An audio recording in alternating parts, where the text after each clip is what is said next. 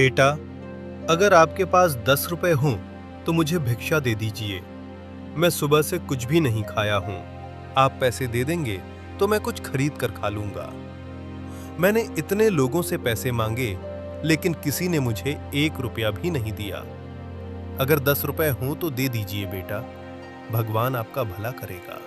सुनिए, आपको क्या लगता है मैं आपके लिए सुबह सुबह दुकान खोलकर बैठा हूं? अभी तक दुकान ठीक से खोल भी नहीं पाया हूं और आप आ गए पैसे मांगने। जाइए यहां से, यहां कोई पैसे वाले नहीं मिलेंगे। सुबह से अभी तक 1 रुपए का भी सामान नहीं बिका और आपको 10 रुपए दूं, जैसे मैंने यहां कोई दान पुण्य की दुकान खोल रखी है। क्या हुआ, सुनाई नहीं दे रहा? जाइए यहां से, जा रहे हैं कि नहीं? दुकानदार की बातें सुनकर बुजुर्ग आदमी बिना कुछ बोले वहां से जाने लगा।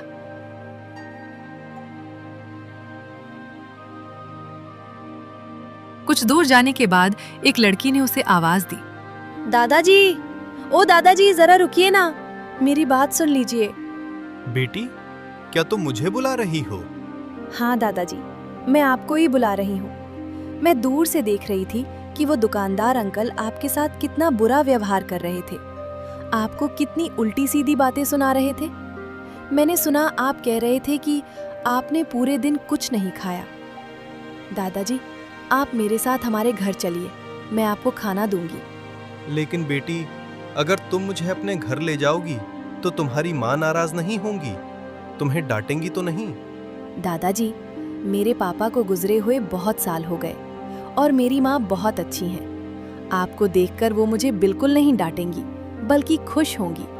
चलिए ना दादाजी, एक बार घर चलकर तो देखिए। अच्छा बेटी, जब तुम इतने प्यार से कह रही हो तो चलो।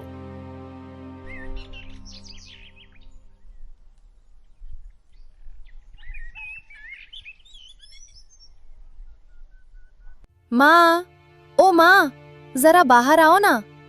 क्या हुआ बेटी? घर के अंदर आने के बजाय ऐसे क्यों चिल्ला रही है? और ये किसे अपने साथ लेकर आई है? इन्हें तो मैंने पहले कभी नहीं देखा। माँ, ये मेरे दादाजी हैं। आज रास्ते में मेरी इनसे मुलाकात हुई। दादाजी ने पूरे दिन कुछ नहीं खाया, इन्हें बहुत भूख लगी है। माँ, घर में कुछ खाने को हो तो इन्हें दे दो ना। बहुत अच्छा काम किया तूने बेटी, लेकिन अभी दादाजी को खाने के लिए क्या दूं? अरे हाँ, याद आया, रसोई में डिब्बे में चावल रखा है, वहां से थोड़ा चावल लाकर दादाजी को दे दे। ठीक है माँ, मैं अभी लेकर आती हूँ। ये कहकर लड़की रसोई में चली गई।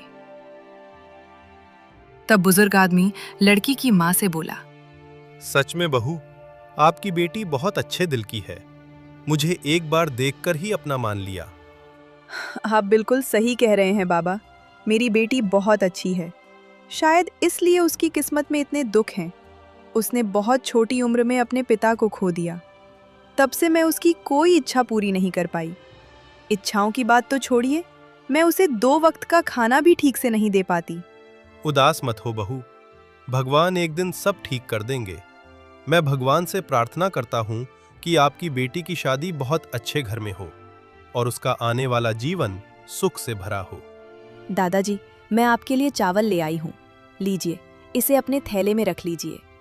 तुम बहुत अच्छी लड़की हो बेटी, भगवान तुम्हारा भला करे। तुम्हारी शादी बहुत अच्छे घर में हो और तुम्हारा जीवन खुशियों से भर जाए। मैं भगवान से यही प्रार्थना करता हूँ। दादाजी, लेकिन आप हमें भूल मत जाइएगा। बीच बीच में हमारे घर मिलने जरूर आइएगा, ठीक है? हाँ बेटी, जरूर आऊंगा। अच्छा, अब मैं चलता हूँ। ये कहकर बुजुर्ग आदमी वहां से चला गया।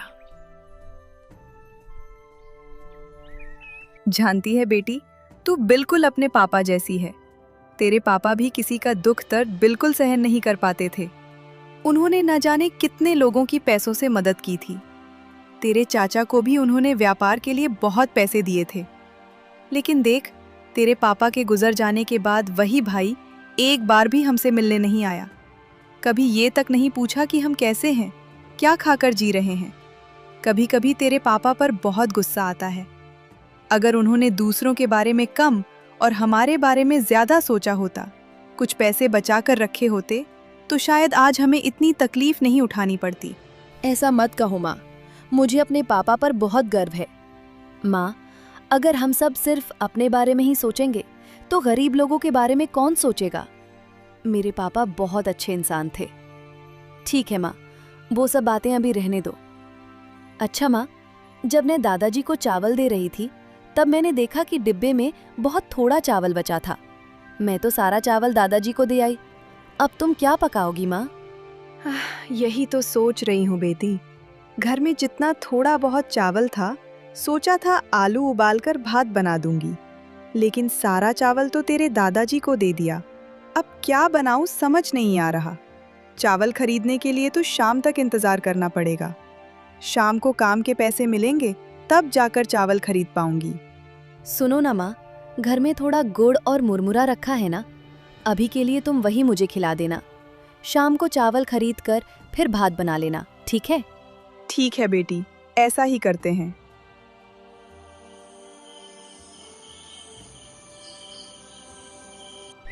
इसके बाद कई दिन बीत गए। फिर एक सुबह आखिरकार मेरे कपड़े धोने और बर्तन मांजने का काम खत्म हुआ। कब से तालाब के किनारे हूँ, अब जल्दी से घर जाना होगा। उधर माँ की तबीयत भी आजकल ज्यादा ठीक नहीं रहती। पता नहीं घर में अकेले क्या कर रही होंगी। अरे माँ, तुम इस तरह लेटी हुई क्यों हो? क्या तुम्हारी तबीयत बहुत खराब लग रही है? क्या हुआ माँ, बताओ ना। चलो माँ, मैं तुम्हें डॉक्टर के पास लेकर चलती हूँ। अरे बेटी, मेरी इतनी चिंता मत कर, मुझे कुछ नहीं होगा, मैं ठीक हो जाऊंगी। तू इतना मत रो बेटी। नहीं माँ, मैं तुम्हारी एक भी बात नहीं सुनूंगी। कई दिनों से तुम्हारी तबीयत खराब है। मैं कितनी बार कह चुकी हूँ डॉक्टर के पास चलो, लेकिन तुम मेरी बात सुनती ही नहीं। आज मैं कुछ नहीं सुनूंगी। आज तुम्हें मेरे साथ डॉक्टर के पास चलना ही होगा। बेटी, तू मुझे डॉक्टर के पास ले जाने की बात तो कर रही है, लेकिन तेरे पास पैसे हैं, तू पैसे कहाँ से लाएगी? यही तो सोच रही हूँ माँ, मेरे पास तो 1 रुपया भी नहीं है। अब तुम ही बताओ, मैं पैसे कहाँ से लाऊं? सुन बेटी, बाजार के उत्तर कोने में जो किराने की दुकान है और उसके बगल में जो कपड़ों की दुकान है, उन दोनों दुकानदारों ने कई साल पहले तेरे पापा से हजार रुपए उधार लिए थे। लेकिन तेरे पापा के गुजर जाने के बाद उन्होंने आज तक पैसे वापस नहीं किए। अब तो उनकी हालत पहले से काफी अच्छी हो गई है। तू उनके पास जाकर कह कि मेरी माँ बहुत बीमार है। अगर वो उधार के पैसे वापस कर दें तो मैं माँ को डॉक्टर के पास ले जा सकूंगी। ठीक है माँ, मैं अभी जाती हूँ। जैसे भी हो मैं पैसे लेकर आऊंगी और तुम्हें डॉक्टर के पास जरूर ले जाऊंगी। अब मैं तुम्हें इस तरह तकलीफ नहीं सहने दूंगी।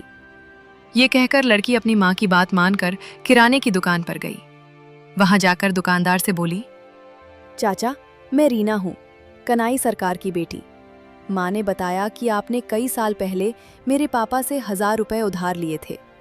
अगर आप आज वो पैसे दे देते तो बहुत मदद हो जाती। मेरी माँ बहुत बीमार हैं। मैं उन्हें डॉक्टर के पास ले जाना चाहती हूँ।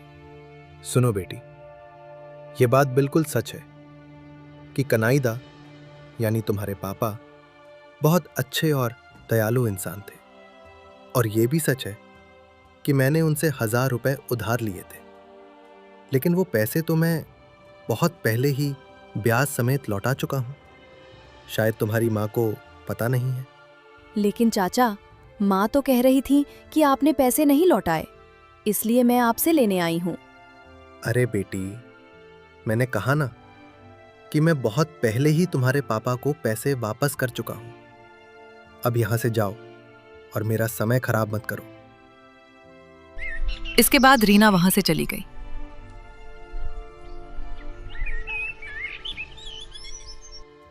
चाचा, मैं रीना हूँ, कनाई सरकार की बेटी। माँ ने कहा कि आपने कुछ साल पहले मेरे पापा से अपने व्यापार के लिए 1000 रुपए उधार लिए थे। अगर आप वो पैसे मुझे दे देते तो बहुत मदद हो जाती। मेरी माँ बहुत बीमार है। मैं उन्हें डॉक्टर के पास ले जाना चाहती हूँ। ए लड़की, क्या कहा तूने? मैंने तेरे बाप से 1000 रुपए उधार लिए थे अपना व्यापार खड़ा करने के लिए। ये व्यापार मैंने खुद खड़ा किया है, किसी से 1 पैसा भी उधार नहीं लिया। और कौन कनाई? मैं किसी कनाई को नहीं जानता। मेरे बारे में इतनी बड़ी झूठी बात कहने की तेरी हिम्मत कैसे हुई?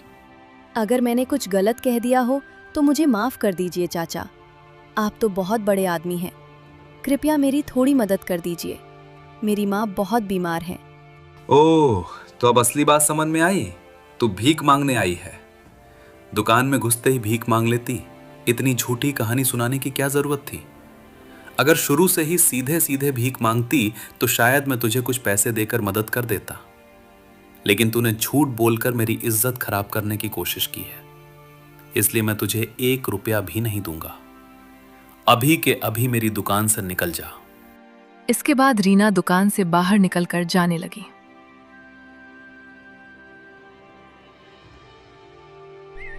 मुझे तो किसी से भी पैसे नहीं मिले। अब मैं माँ को डॉक्टर के पास कैसे लेकर जाऊंगी?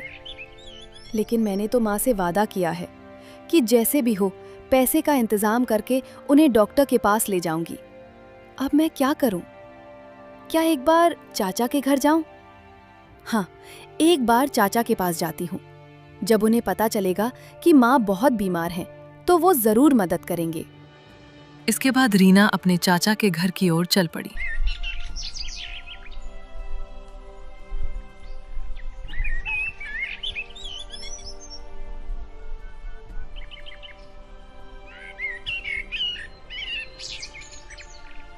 चाचू, ओ चाचू, घर में हो क्या? जरा बाहर आओ ना। चाचू, मैं रीना हूँ। क्या बात है रीना, तू इस समय हमारे घर? और तू इतनी रो क्यों रही है? क्या हुआ तुझे? चाचू, पिछले कुछ दिनों से मेरी माँ बहुत बीमार है। आज तो वो बिस्तर से उठ भी नहीं पा रही हैं।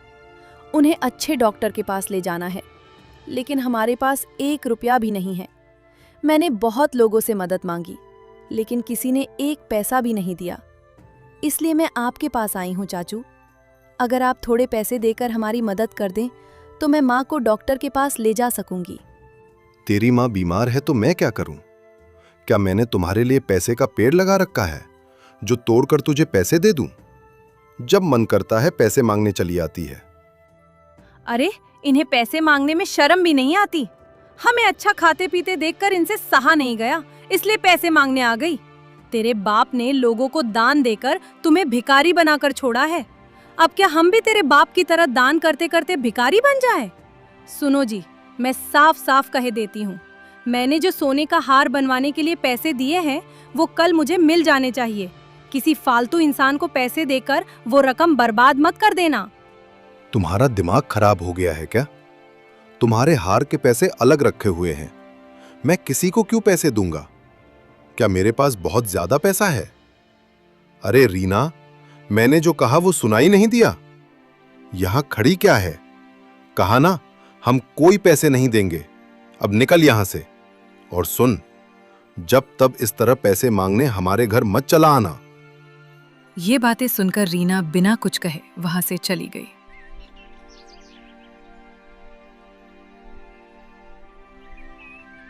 हे भगवान, अब मैं क्या करूं?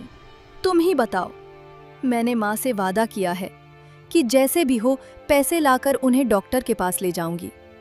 माँ को मुझसे कितनी उम्मीद होगी। हे भगवान, तुम हमारी इतनी परीक्षा क्यों ले रही हो? हमारी किस्मत में इतना दुख क्यों लिखा है? हमने ऐसा कौन सा पाप किया है भगवान? कौन सा पाप? रीना मंदिर में बैठकर रोते हुए ये बातें कह रही थी। उसी समय वही बुजुर्ग आदमी मंदिर में आया और बोला, क्या हुआ बेटी? मंदिर में बैठकर इतनी रो क्यों रही हो? माँ से क्या मांग रही हो? नहीं दादाजी, मुझे कुछ नहीं हुआ। लेकिन आप यहाँ क्यों आए हैं? ओह, समझ गई। आपको फिर बहुत भूख लगी है ना? चलिए, मेरे साथ घर चलिए, मैं आपको कुछ खाने को दूंगी। सच में बेटी, तुम बहुत अच्छी इंसान हो। खुद इतनी तकलीफ में होने के बावजूद भी मेरे बारे में सोच रही हो। लेकिन मैं जानता हूं कि तुम क्यों रो रही हो। जब तुम किराने वाले दुकानदार से बात कर रही थी, तब मैंने तुम्हारी सारी बातें सुन ली थीं। तुम्हारी माँ बहुत बीमार हैं। तुम उन्हें डॉक्टर के पास ले जाना चाहती हो। तुम्हें पैसों की जरूरत है, लेकिन बहुत लोगों से मदद मांगने के बाद भी तुम्हें कोई मदद नहीं मिली। क्या मैं सही कह रहा हूं? हाँ दादाजी, आप बिल्कुल सही कह रहे हैं। मैंने बहुत लोगों से मदद मांगी ताकि माँ को डॉक्टर के पास ले जा सकूं, लेकिन किसी ने मदद नहीं की, जबकि मेरे पापा तो कितने लोगों की मदद किया करते थे। अब तुम चिंता मत करो बेटी, मैं तुम्हारे लिए पैसे लेकर आया हूं। मेरे हाथ में जो पैसों का बैग देख रही हो, इसे ले जाओ और अपनी माँ को डॉक्टर के पास ले जाओ। क्या दादाजी, इतने सारे पैसे आपको कहाँ से मिले? और आप मुझे इतने पैसे क्यों दे रहे हैं? आपको तो खुद खाने के लिए भी मुश्किल से मिलता है। तुम्हें डरने की जरूरत नहीं है बेटी, ये पैसे मेरे ही हैं। दरअसल पहले मेरी भी एक बेटी थी। कई साल पहले उसे ऐसी बीमारी हो गई थी जिसके इलाज के लिए बहुत सारे पैसों की जरूरत थी।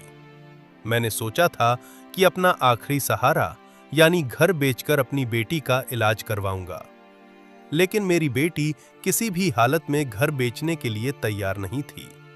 उसके बाद मैंने अपने रिश्तेदारों, पड़ोसियों और बहुत से लोगों से मदद मांगी, लेकिन किसी ने भी 1 रुपया देकर मेरी मदद नहीं की।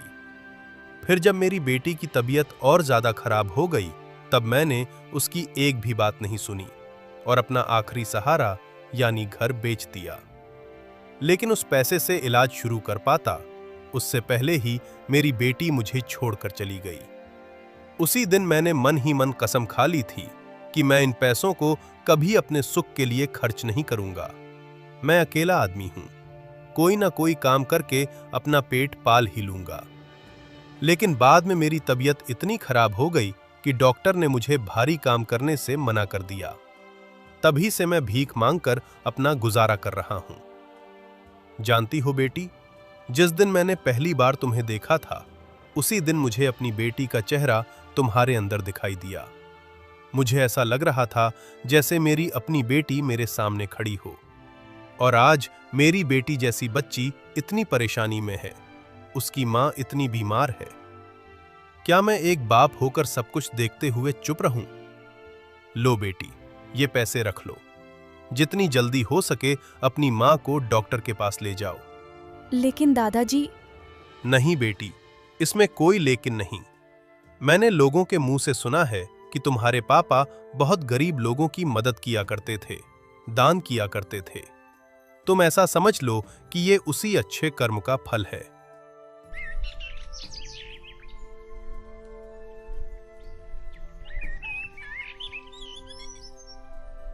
उसके बाद रीना अपनी माँ को हॉस्पिटल ले जाती है। 2-4 दिन इलाज करने के बाद रीना की माँ पूरी तरीके से ठीक हो जाती है। अब डरने की कोई बात नहीं है, तुम्हारी माँ अब पूरी तरीके से ठीक हो गई है। अब तुम अपनी माँ को घर ले जा सकती हो। आपका बहुत बहुत धन्यवाद डॉक्टर साहब, आपने मेरी माँ की जान बचाई। धन्यवाद मेरा नहीं, भगवान का करो। ठीक टाइम पे अगर तुम हॉस्पिटल नहीं आती तो कहानी कुछ और होता। लेकिन अब डरने की कोई बात नहीं है, तुम अपने माँ को लेकर घर जाओ। उसके बाद रीना अपनी माँ को लेकर घर चला आता है और सारी बातें बताते हैं कि कैसे उसने पैसों का इंतजाम किया।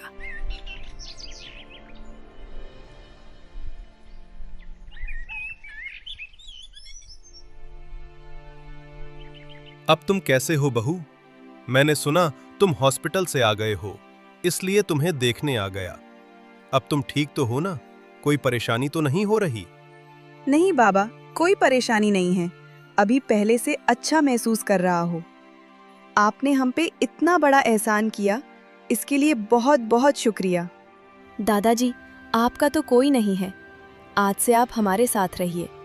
और अपने हमें जो पैसे दिए थे, उसमें से कुछ पैसा बच गया है। उन पैसों से हम एक होटल खोलेंगे और भूखे गरीब लोगों को फ्री में खाना खिलाएंगे। उसके बाद वो एक होटल खोलते हैं। धीरे धीरे उनके होटल में बहुत लोग आने लगती हैं। दिन व दिन लोगों की संख्या बढ़ने लगी। उनका व्यापार भी बहुत अच्छा चलने लगी और रीना हर गरीब भूखे लोगों को फ्री में खाना देने लगी। उसके बाद खुशी खुशी वो लोग अपनी जिंदगी गुजरने लगी। अरे वाह, क्या लाजवाब खाना है, मजा आ गया। इस दुकान का खाना तो दिन ब दिन और स्वादिष्ट होते जा रहा है। मानना पड़ेगा, इस लड़की के हाथ में तो जादू है। अब तो हर रोज इसी दुकान से खाना खाना पड़ेगा।